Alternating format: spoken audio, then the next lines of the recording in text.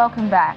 The police in Italy have arrested 7 people suspected of involvement in an incident in which a group of young African migrants were beaten and racially abused.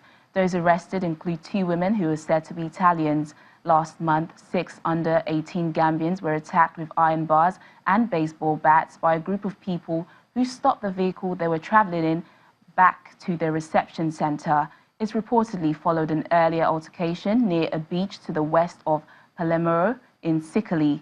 In recent times, there have been growing fears of a rise in xenophobia and racism in the country. In Somalia, gunmen from the Al-Shabaab militant group have killed 6 people, including 4 soldiers in the capital. This comes a day after the Islamist movement kidnapped scores of elders in the central region.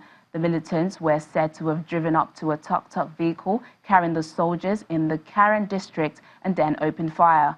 Al-Shabaab has launched regular guerrilla attacks across the country since the army backed by African peacekeepers pushed it out of the capital in 2011.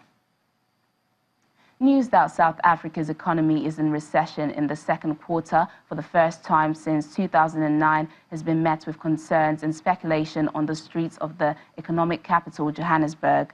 Statistics South Africa say the economy contracted by 0.7% quarter-on-quarter, led by declines in the agricultural, transport and retail sectors.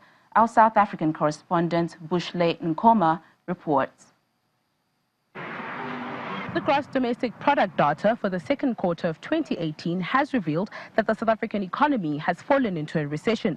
The first quarter results indicate that growth fell by 2.2%, but following a revision, it actually fell by 2.6%. The second quarter results indicate a further contraction of 0.7%. The agriculture, fishing and forestry industries, as well as the transport, communication and storage industries, were the largest negative contributors to GDP growth. The agricultural industry decreased by 29.2% and contributed to minus 0.8 of a percentage point to GDP growth. This was caused due to a drop in the production of field crops and horticultural products. The recession, from what I understand, is that people's cost of living will basically go high. So you'd find that the lending rate would plummet, it would go up. So people who have loans and everything like that will have to initially end up paying more for all their loans and stuff like that. I think everything is going to be expensive. Yeah, and with the way things are, it's very difficult to save. It's going to be very hard to save, yeah. The transport industry decreased by 4.9% and contributed minus 0.4 of a percentage point to GDP growth, while the trade industry decreased by 1.9% and contributed minus 0.3 of a percentage point to the growth. The lack of proper education and skills development, which leaves people to be unable to add value in the economy, and so they end up being unemployed and don't earn a decent income. Secondly, you've got very adversarial relations between trade unions and employers, workers and employers. And thirdly, there's far too much concentration of power in the country's economy in the hands of a few big businesses and state-owned enterprises, and not enough versatility emanating from small businesses.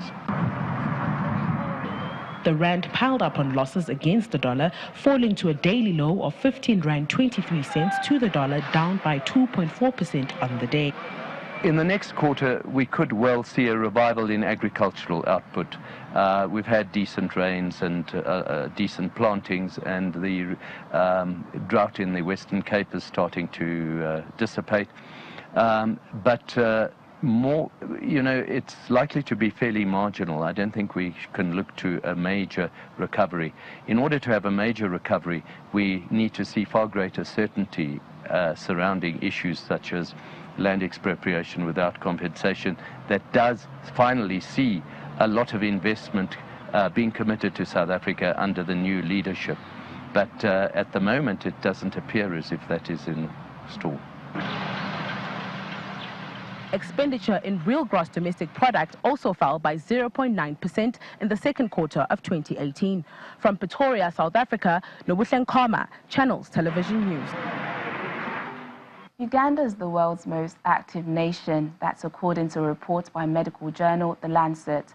The study is a compilation of surveys done in 168 countries, researching into the levels of physical inactivity across the globe.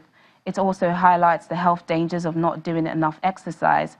Overall, just 5.5% of Ugandans do not do enough physical activity, which it defines as at least 150 minutes of moderate intensity or 75 minutes of vigorous intensity physical activity per week.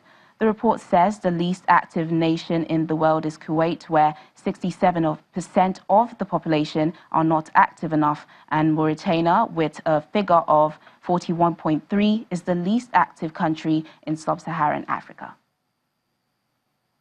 Cashew nut farmers and exporters in Côte d'Ivoire are seeing a slump in sales as Vietnamese buyers try to get out of the contracts following a drop in world prices.